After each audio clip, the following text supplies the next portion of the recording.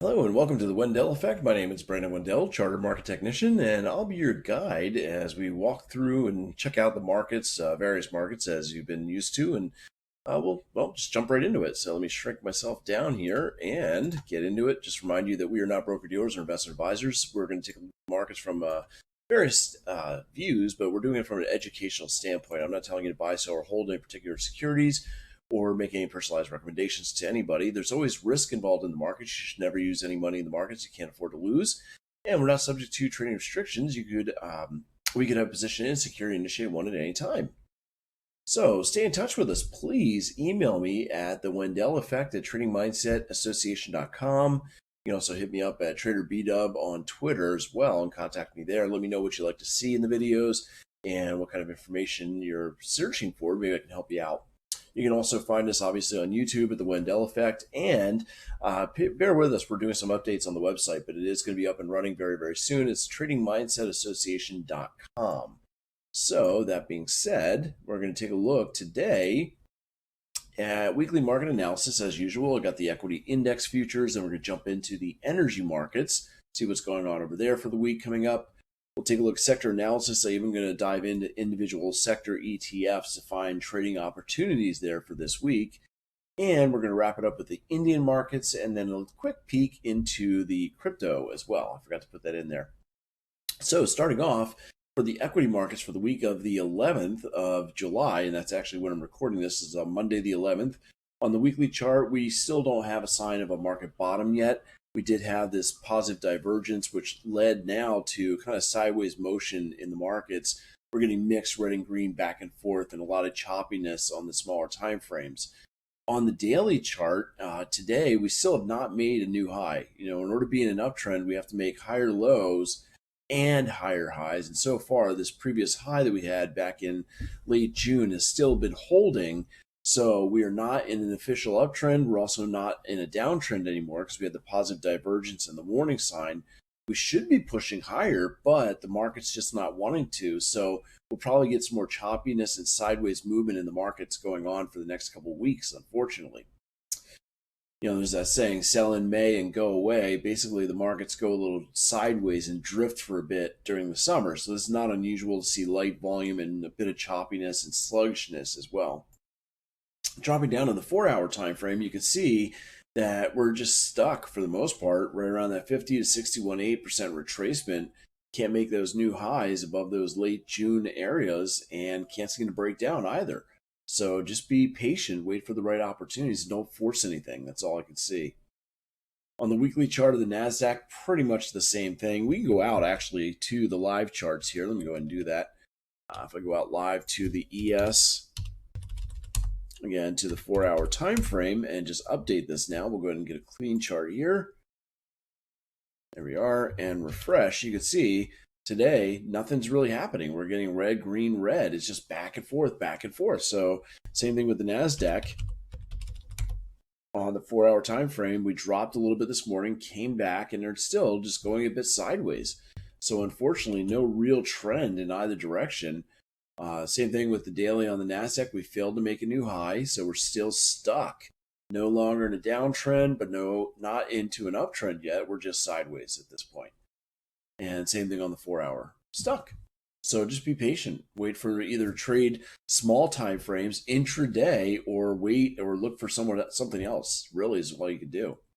Dow, same picture, not really going anywhere. We had the positive divergence, stalled our downward move, but did not start an upward trend. So, sorry, meant to go to the daily chart there. You can see that nothing's really changed. Again, we've made that low where we did not go below 40, and that normally would kick off a bullish trend, but we have not done so. We're just going sideways as of right now. And on the 4-hour chart, more of the same. We had the positive divergence, led to that pullback, but since then, we're just going sideways. We really don't have anything happening here. Russell 2000, more of the same. Again, I wish there was something different, but it's like a broken record over and over again. And again, we cannot make the new high. We made similar highs, but we have not made a new high. If I go again to the live Russell chart, you can see as I go into that, oops, sorry, Lucy. Sorry, Lucy's just keeping watch on the neighborhood there. So anyway, you can see as we go into the 4-hour, even the daily chart here on the Russell, that not go? There we go. And make sure. So yeah, so on the daily chart, we're just sideways. And we've been that way for quite some time. It's just getting really, really tight range. So nothing really happening here in those equity markets unless you're day trading intraday. So same thing on the 4-hour. Can't make the second new high, and we're getting weak. So we'll see if there's anything going on in the energy markets. We had crude oil on a big tear to the upside, pulled back quite a bit, and we were warned by that negative divergence that we were going to pull back. But you could see last week, or actually, yeah, this past week, we had some buying pressure coming in. We'll have to see if that's going to be able to continue to push upwards with all that bottom tail buying pressure we saw last week. On the daily chart, though, we had lower highs and lower lows, so we're in a downward trend. And as you can see that we've had a little bit of supply here at 106.01. Let's take a look at that crude oil live August chart since we have that opportunity. And you can see that, yep, the supply zone seems to be holding. We've retraced about 61.8% of the previous impulse down. So we retraced pretty deeply. Looks like it's trying to go higher, but for some reason we're running into all that selling pressure again, really right here with that supply. That drop base drop, and we could probably go wick to wick there because it's only one basing candle, and that's just holding everything down. So we can't get above 60 on the RSI, even on the 4-hour chart. That was the daily we just looked at, staying below 60 on these pullbacks, and we just can't go up. So we're not dropping either, but we're just not getting a kind of bullish activity. So seeing lots of weakness still, likely to continue to push down, and actually, yeah, that's all we're getting. Again, we're going sideways, a little stuck in the market there. You can see on crude oil, typically we get a bit of bearishness coming up for the next couple of weeks. And well, that's, the weakness combined with the failure to rally off those lows. We're just going to be sideways, possibly drifting lower. That's all I can see. Nat gas, we were approaching an area of demand at a 5.125. And you can see on the daily chart, we're getting closer to that demand zone, but seeing a positive divergence. Trying to make a new low, but we didn't have the momentum to do it. And that caused us to pop a little bit back to the upside as we're approaching that demand. Let me go into the nat gas. As I go into the live chart, I'll go to the daily here. And you can see we've pushed into that daily demand. Looks like we have drop, base, base, base, base, drop. And so again, this is a daily chart of nat gas. And originally I was looking at this as a possible bit of demand where you see the basing and then the drop for the sell-off. We're just holding out in that area, and that's an indecision candle that we're getting today. We've got kind of a wick body right in the middle there between the high and low, and that's indecision. So we'll have to see whichever way we break that tomorrow will probably dictate the direction we're going to go. And it looks as though it wants to go down, not up. So be careful of that. Maybe look for some shorts. As I go back, you can see on the 4-hour, we definitely lost all that momentum as we came up into that area. That's giving the indecision candle. Gasoline, we bounced off an area of demand as we pulled back a little bit. We'll have to see if we get more bullish activity to push us higher. And we also hit a weekly demand zone at the same time. You see, as we bounce off some of this buying pressure on the daily, but since we've gone into that demand zone and weakened it, if we hold this supply zone 355 to 375, we could push lower. And I'm kind of thinking this demand zone is going to break because we did actually see enough momentum that we went below 40 as we came into demand. So gasoline is more likely to head downwards than up. So if we go back and again go to the daily time frame on gasoline here, I'm on that. You can see that was that weekly demand being tested. We're dying off in the momentum as we're trying to go higher. It really kind of looks like we've got an area of supply right here. Not sure if I marked that earlier. Drop, base, drop right there. And again, the weekly demand, this is probably from the 4-hour zone here. But we're just dying off as we're approaching this. It looks kind of like we want to push down. That's what I'm seeing right now. So expecting us to bounce off the 355 and drop lower maybe later this week. You can see on the 4-hour chart, it was just a little bit of retracements. And if we get up to 355, that's going to put us right around the 61.8% retracement before we start dropping. Heating oil also had a little bit of a pullback to an area of demand at 36890 to 33578 and pushed off that pretty well at the end of last week. And you can see on the daily chart, that's what we did. Towards the end of the week, we finally had a balance after we went almost all the way through the zone, but it eventually held. Now, when we held, we did go below 40 in the RSI, which indicates that we're just going to go small bounce right now up to 384 before we go lower. So this week, I don't know, we should be able to bounce off this supply by the end of the week, but ultimately next week or the week after, we'll head down to 3.10, it looks like. So again, you can see that we're just bouncing just now, looking to go again to the downside. That's kind of what we've seen. Yeah, let's see where we are right now on that heating oil. Again, I can go down to the 4-hour time frame, and yep, yeah, it's just kind of weak, trying to push higher. But as soon as we hit that 3.84 area, we're getting ready to drop, and it should be pretty quick. So look for that later this week or the beginning of next week. And that's what I'm seeing on the 4-hour of heating oil. So moving over into the stock market, we take a look at some of the stocks performance that we've already had, as well as the sector performance and rotation to give us an idea of what's to come. So looking at this week, July 8th, actually for the last last week there, it's just 1 week. It was kind of interesting. Normally during this time of rotation, you would see the safe haven securities, staples, healthcare, utilities, all doing very, very well. Well, we took a week off. The markets actually rallied, and we could see that the aggressive markets were discretionary consumer services, communications services, and technology. Those are normally bullish when the market as a whole is going to be bullish. So there was a little bit of people rushing in to think that the market bottom was put in. They're going to be unpleasantly surprised. They're going to be shocked because the bottom is not in.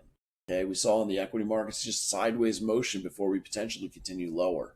So I think that those people who are buying into those sectors are going to be very disappointed when the markets turn back down. So you can see the last week, we were bullish across the board, except in energy and a little bit of basic materials and utilities. So overall, it was just that little unusual move to the upside before everything continues down soon. Let's do a little follow-up on our previous picks. So looking at the previous picks, we had consumer staples XLP that was coming up into an area supply here 73.28, and we had a positive divergence before we popped a little bit, and we really need to get above 60 to see bullish pressure to break through that supply. Well, as you can see, we didn't. We went sideways, we lost all of our bullish momentum, and we pretty much hugged that supply zone, just hanging out there. So that's where we are right now, and it doesn't look like we're going to continue to go up. We're just kind of, again, drifting sideways with the mixed red and green candles, no momentum. PG, Procter & Gamble, was a bullish trade opportunity for us. You can see it had pulled back into the area of demand, so I was looking to buy that. And of course, if you did, it rewarded you by moving up to our target of 147.20. You can see that we hit that target earlier last week. There it is. And we just pulled back, but we didn't go below 40 at all. So that's telling me that we might actually be able to break out of this later this week and move to the upside. Especially if you're seeing other markets start to drop, this is a safe haven, and money will start to flow into those safe haven securities again, consumer staples. Coca-Cola, we were looking at this, is supposed to be bullish from last week all the way through to the 23rd of this month. So we still have more bullish activity on Coca-Cola potentially to go. Originally, we were looking for a pullback here, 63.64 to 62.86. And let's see what happened. It actually did break down. You can see that initially that's where we were looking at. It broke all the way down to lower demand zone and tried to push its way higher. But unfortunately, this is not holding up quite as well. It didn't hurt you if you used the lower zone, but the longer or more times it touches down there, the more likely it is to break through. So just be careful here. If you got into Coca-Cola, may need to take out profits at break even, or if there are any profits, maybe a little bit, because it doesn't seem to want to move up yet. You've got until the 23rd for that little window of when it's usually bullish, so it could still push to the upside, but it's not looking so great so far. On Costco, we also had an opportunity. Remember back about a week or so ago, I was looking for this to pull back into an area of demand at 464. It did. And hopefully you were able to get long earlier this week. I think it was Tuesday, after the markets reopened on the 5th, where things started to push back to the upside. So it got you the entry at 464.38 and moving up nicely. I think Costco is still going to keep going until it reaches our target eventually.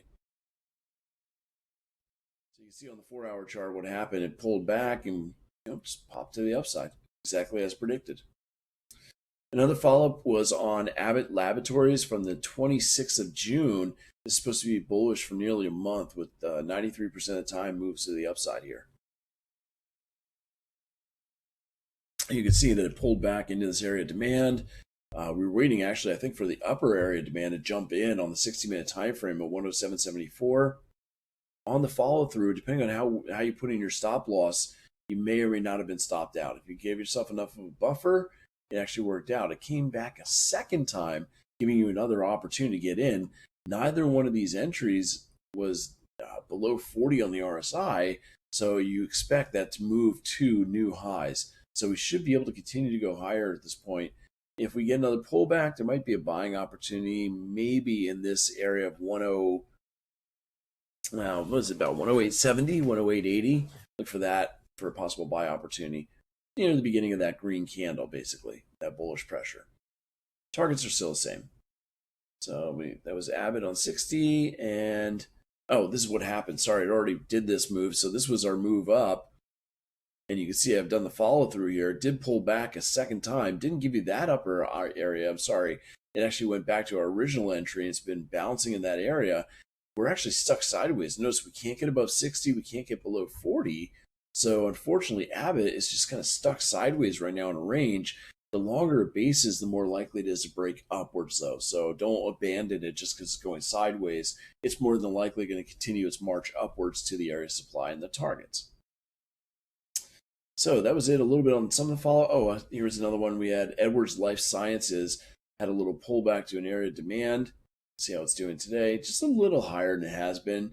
You can see this was our pullback and then tried to break to a new high. It did. Went to a newer high here, recent high, around 99 something.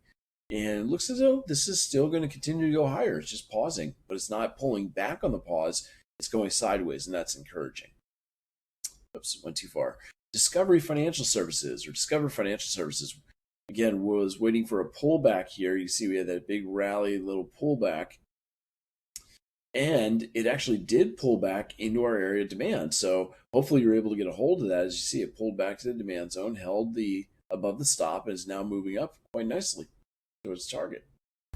And let's see. Now we had another area of demand that was kind of formed here, 92 to 93.88. I think that was on the last one when we got together. I put that out. Let's see where it is now. Where are we here? There it is. So it made that deeper move and it's continuing to go higher. We're more than halfway to the target at this point on Discover. So if you're still in this, make sure you're using some sort of trailing stop. At least have your stops up to break even, because we've already moved halfway to the target. You don't want to give back a lot of those profits. I personally use a couple moving averages as a trailing stop. So whatever your system happens to be, you should use that to make sure you do lock in those profits and keep them. NE, this was another one I added last week. That's Next Era Energy. And we're waiting for a pullback initially last week for that demand zone. We have two areas of demand I was waiting for. Let's see. And as you can see, it pulled back to the upper one. And if you went long, you were rewarded. And we did break the prior highs, which is positive. We didn't break this high. I'd like to see that happen early this week. Let's take a look and see where we are right now on NE. On the 4 hour time frame. There we are. Pretty much right where we were looking before. We did break out above that high, that previous high, not quite above this high. If we get above that high, we should have pretty clear sailing up towards the targets. So it's looking pretty good so far. We also have WEC Energy Corp, again, waiting for that pullback. That already happened. And unfortunately, we went below. So you would have been stopped out on this one had you taken the trade. It just went beyond the zone. Unfortunately, it's gone back up since then, but doesn't matter. If you were in the trade and put in the stop loss where you should have, you would have been stopped out. CMS was another pick that I had where I was waiting for one of these two demand zones. You can see, unfortunately, shot right through both of them. This also would have been a stop loss, a stop out. So we can't win them all, but you just got to make sure you put in your stop losses to keep the losses very small. And that way, when you have the wins, they're much bigger winners. They easily overtake the small losses that you have from time to time, and then you make profits. So that's what we've got to keep in mind as we're looking at these where we can't win everything. It's just not possible.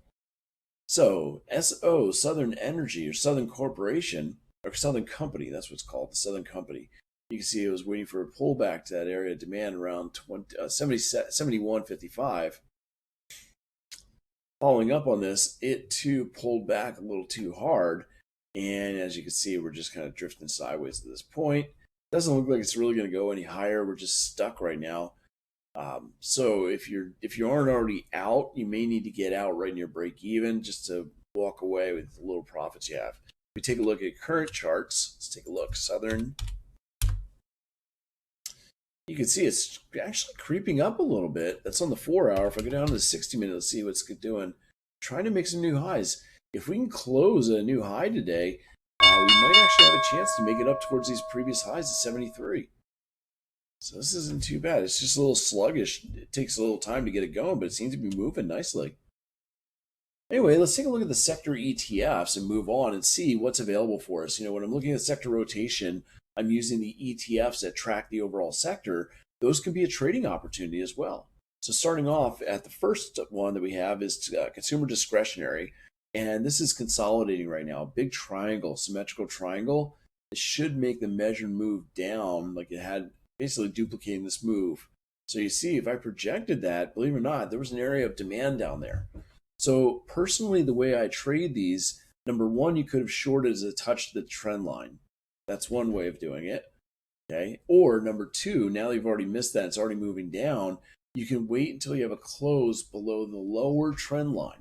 So basically, once you get a close below this trend line, the purple, okay, you wait for it to test that trend line. You can sell short on the touch of the trend line with your stop one average true range above.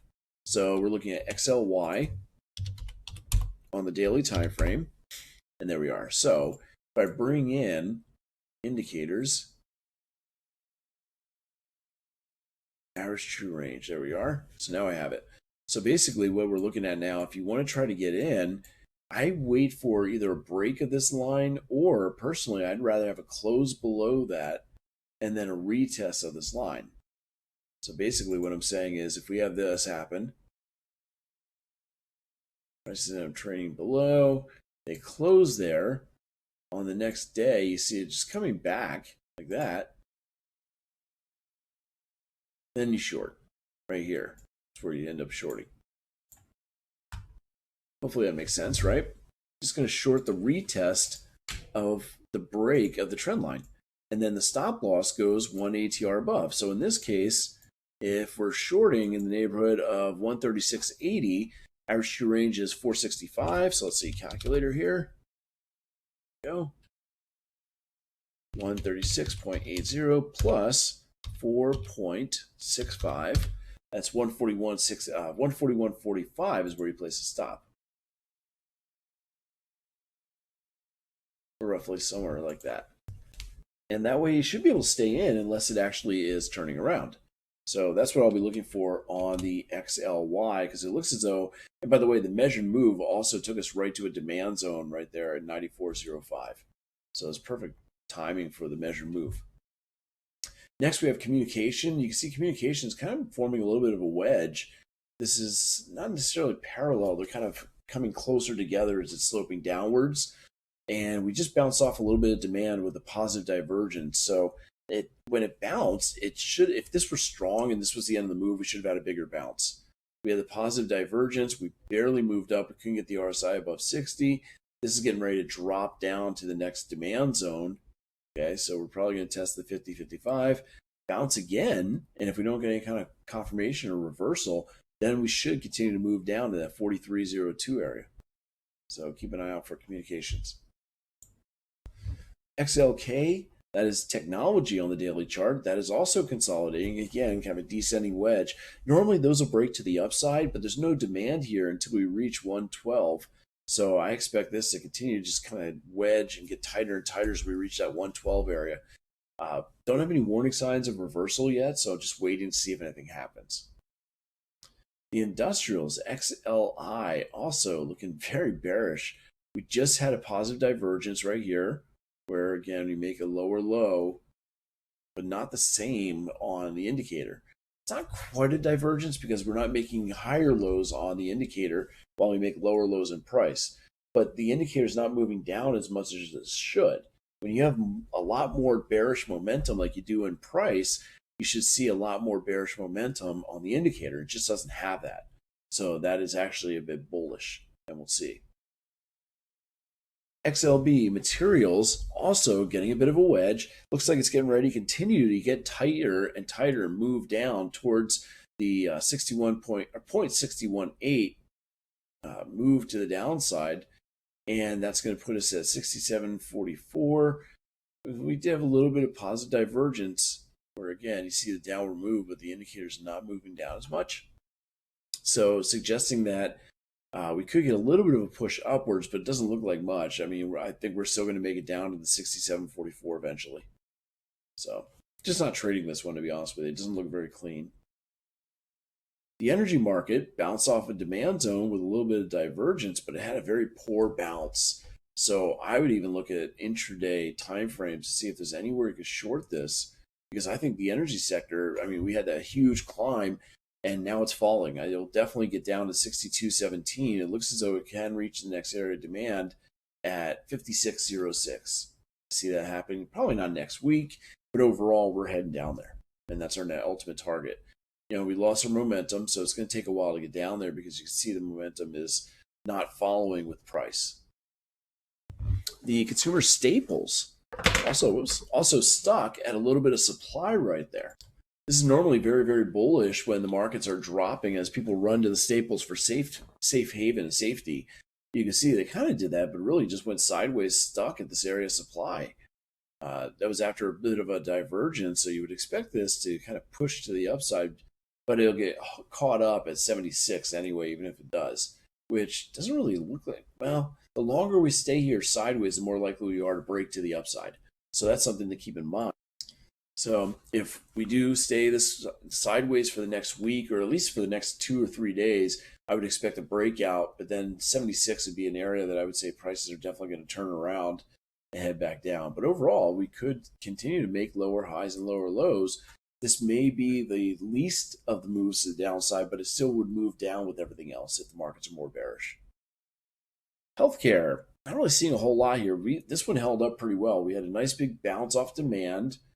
Couldn't make a new high, at least not yet, and maybe making a run towards that 117.25 area as it's getting ready to roll over right now.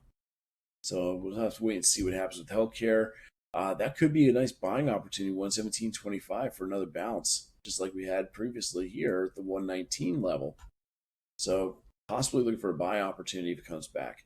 As far as where to get in, you know, there's a small trend line. Let's take a look at this XLV again. On the healthcare, it doesn't really look quite as good as it did on my picture originally, I think. I was just noticing if I connect the bodies here,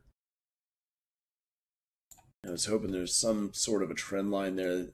It's not great. You could possibly short the break, or even better yet, wait for it to close below that line, sell the retest of the line as a little bit of a supply, place the stop 1 ATR above, and target that 117 area. So basically what we're looking to have happen again is that prices break, don't take any action on the break, wait for it to retest right there, and if it does retest, you sell on the retest when you see things are getting weak and target at 117 demand. Okay, so that's something I'm going to be watching for as well on the XLV for the spider of was that healthcare. Next, we have XLU utilities. Also had a pretty good bounce off an old demand zone. It's been tested twice. Both times gave us a pretty decent bounce right now. So if we roll over, which we are starting to, you notice we couldn't get above 60 for the first time in these rallies. Well, actually right here, you see we didn't do it. And when we don't get above 60, we usually drop very quickly next level of demand. So we just had that happen again right now. Can't get above 60. So getting ready to roll over and drop down to the 62.20 area, it looks like.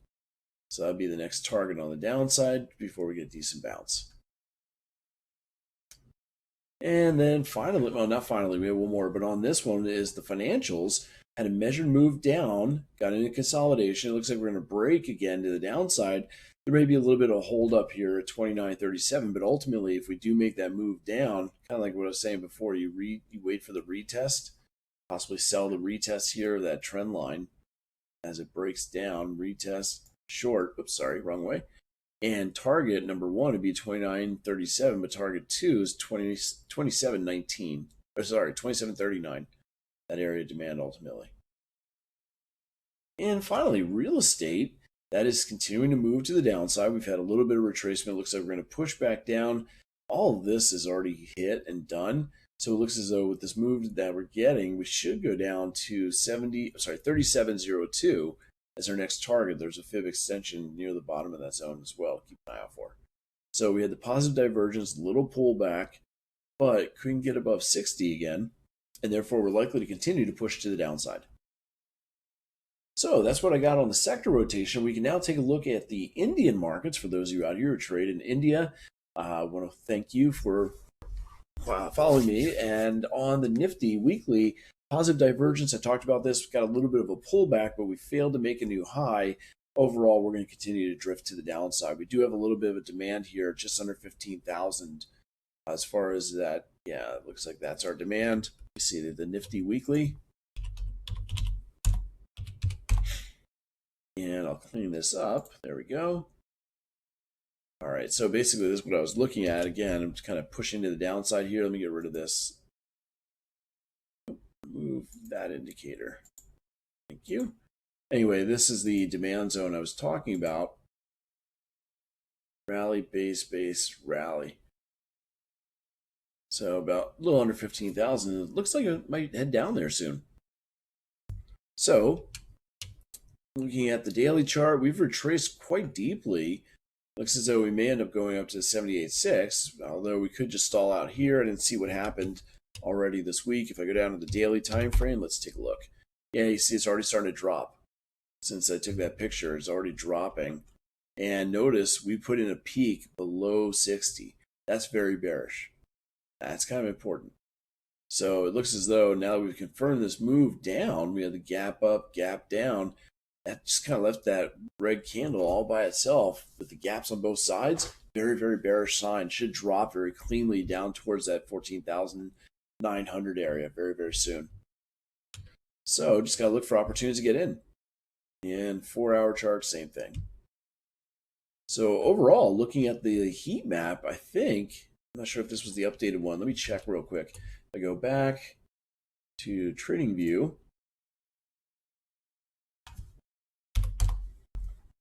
That's fine. We'll go to the heat map here. And stock. I believe that was the updated one. If I go to the Nifty, there we are. And I want to take a look at the performance for the past week. And yeah, I think, well, that was over the weekend. So this is the more updated one. I think it's, yeah, for the past week. Unfortunately, we're starting to see a little bit of bullishness out of Reliance, but nothing else is really helping us. So it's kind of mixed. Not really seeing anything jumping out that's going to be helpful. Whoops, sorry, too many things open here. Anyway, on the 4-hour Reliance, you can see that when we rallied up, we failed to get above 60, and that's extremely bearish. So overall, Reliance is still looking weak. If that keeps going down, obviously the Nifty is going to go down with it. Let me take a look at the live chart of Reliance. I'm going to bring that back up. There we go. And yeah, you can see extremely bearish still. We're continuing the overall move down after we only had a 50% retracement. So it looks as though Reliance is basing a little bit, but it looks like it's going to continue to go down. And when it does, it'll take the Nifty with it. ITC tried to rally a little bit, but we're losing momentum. You can see negative divergence. Prices went higher. Indicator could not. That means ITC is getting ready to fall as well, and that's going to take, again, Nifty with it. Nothing is going up. Let's see. BLK, Ash, Yap. Can't remember. I think this was last week I looked at this. Yeah. And you can see, unfortunately, we broke through that area. I thought we were going to continue down. This one eventually broke to the upside, but you can see the market told us because it went above 60 on the RSI. So right here, we were dangerously close. You got to be careful and wait a little bit on that. And I might have mentioned it too in the video last week. Even though it's an 889 opportunity, if that RSI gets above 60, supply is a lie and it's going to break. And that's exactly what happened. You can see we pushed above and broke the zone. Satin also on the daily chart was looking forward to rally up to 101.80. Let's see what it did. It actually held. So that area held. We stayed below 60 on the RSI, and that's very bearish. We're basing, we should start dropping soon. If we don't start dropping within a day or two, then be careful of this because then it may be failing to drop down. If I go out to the live chart, let's take a look. Yeah, still, well, a little more weak, but nothing great. So want to be very careful with that. And, one red candle is not great, but it's better than the greens. If we don't start making new lows tomorrow, then you may just have to abandon the trade because it may not continue to go down. So keep an eye out. Picarda also was looking for that to push up into the 493 supply. Let's see what happened with that. It did. It actually hit the zone just barely and pushed away very nicely. So hopefully you're able to catch a hold of that. And because we couldn't get above 60, that looks like it should be able to continue to go lower towards the targets. So again, if I go out to the live chart,